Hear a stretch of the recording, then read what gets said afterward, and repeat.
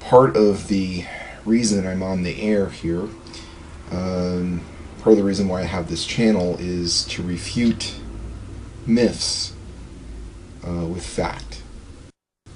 And I do that because I love the truth. I've always been a truth seeker, I'd say most of my life. It is the principles of science, the whole edifice of science that is erected to correct for that. Okay, so he says he's a truth seeker, and he wants us to have the facts. And then he also believes that Darwinism is self-correcting. Well, first of all, he has chosen to embrace Darwinism. Truth seekers and Darwinists make a very strange bedfellows. Darwinists have a long history of engaging in intellectual dishonesty. So let me point out a few examples. Ernest Haeckel drew up a bunch of fraudulent embryo drawings.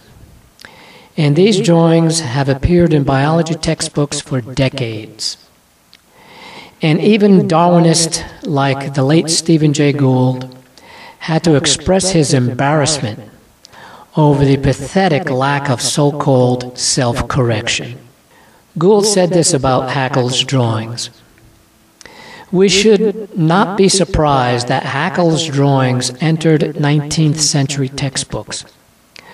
But we do, I think, have the right to be both astonished and ashamed by the century of mindless recycling that has led to the persistence of these drawings in a large number, if not a majority, of modern textbooks. Unquote. How many people remember Piltdown Man, the fraudulent fossil created by Darwinists? Oh yeah, a lot of self-correcting went into that, didn't it?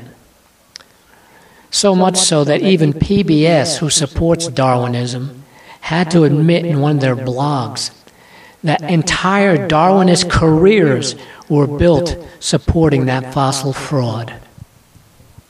I'd like to ask Open Air Atheist how truth is served by putting on display in the National Geographic's museum in Washington, D.C., the fossil fraud Archaeoraptor, claiming it was a missing link between dinosaurs and birds.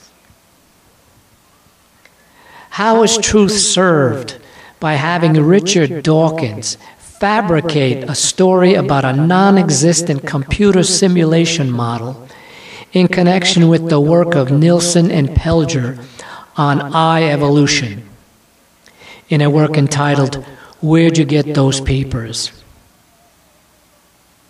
How is truth served by having Richard Dawkins quote mine John Adams in his book, The God Delusion?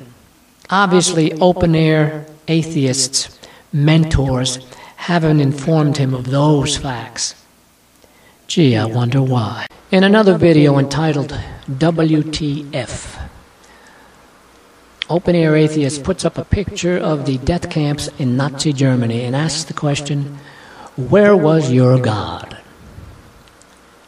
This is a question that can be asked in regards to every single act of man's inhumanity to man that ever occurred in history.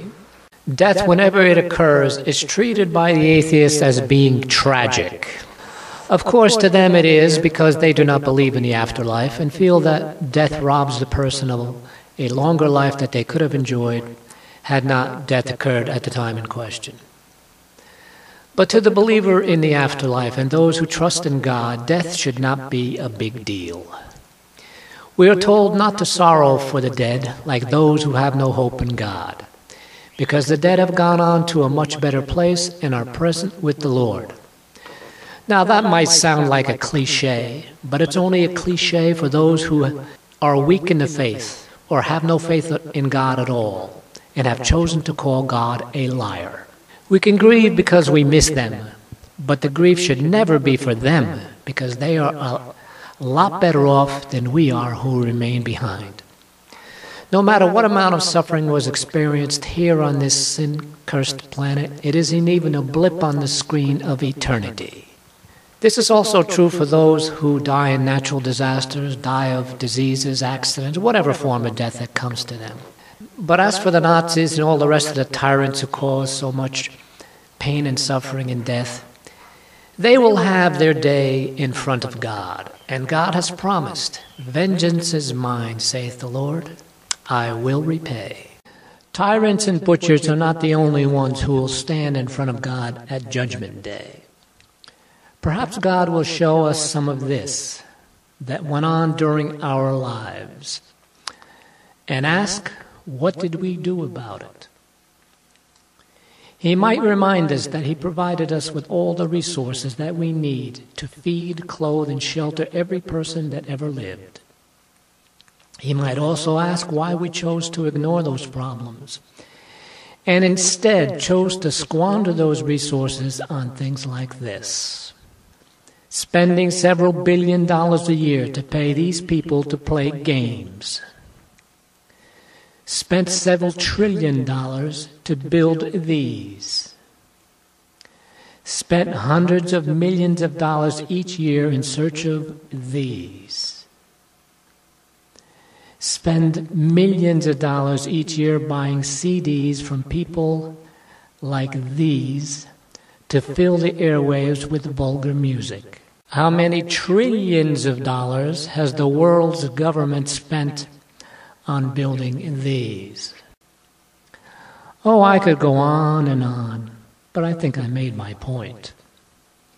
Instead of asking, where was God, we should ask ourselves, where were we?